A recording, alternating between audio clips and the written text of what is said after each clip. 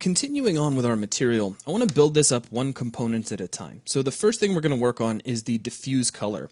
So let's go back into the content browser, and I'm going to double click on our new material to pick up where we left off. Now what I'd like to be able to do is to have some influence over the color of these bricks. This kind of generic sandstone texture we have is pretty cool, but being able to change that color is also kind of nice. So let's set up a network that would allow us to do that. Now what I'm going to do for starters is create a vector parameter. So I'm going to right click, come under parameters, and choose a vector parameter.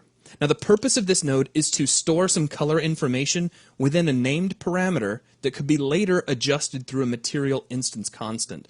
This means that we could create a copy or an instance of this material that had an entirely different coloration for the bricks. The other cool thing about doing this is that it leaves us able to change the color of the bricks during runtime if we want to, if we applied this to a material instance using, say, Kismet or Matinee.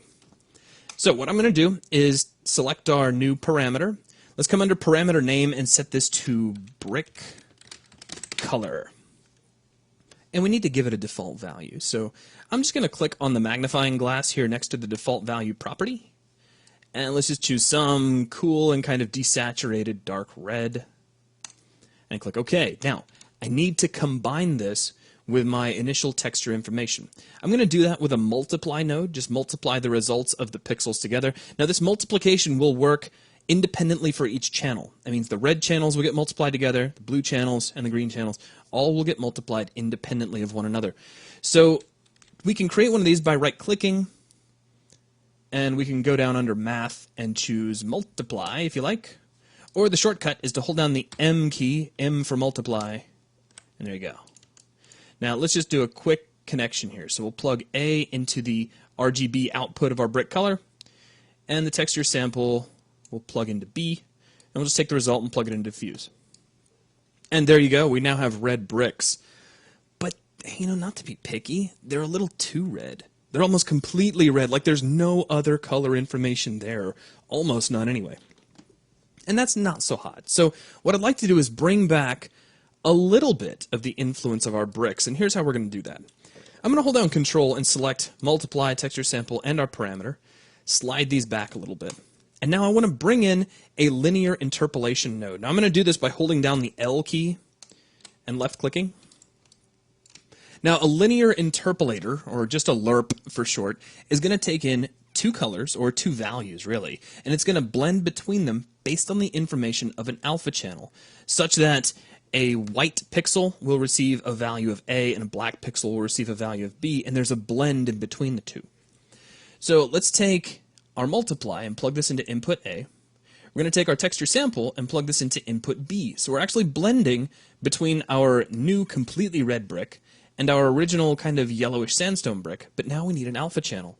Let's grab the alpha channel from our bricks just for starters, and if you need to know what this looks like, you can plug it into Diffuse temporarily. And that's what it looks like. And now we can take the output of this and plug this into Diffuse. And now we have kind of the sandstone coloration starting to come back in with that red color around the edges. Now here's the cool part. We can come back to our brick color, grab its color value, and maybe just at random change this to a shade of blue. Click OK, and now we have blue bricks. Very quick and easy adjustment. I'm going to set that back to a nice dark desaturated red.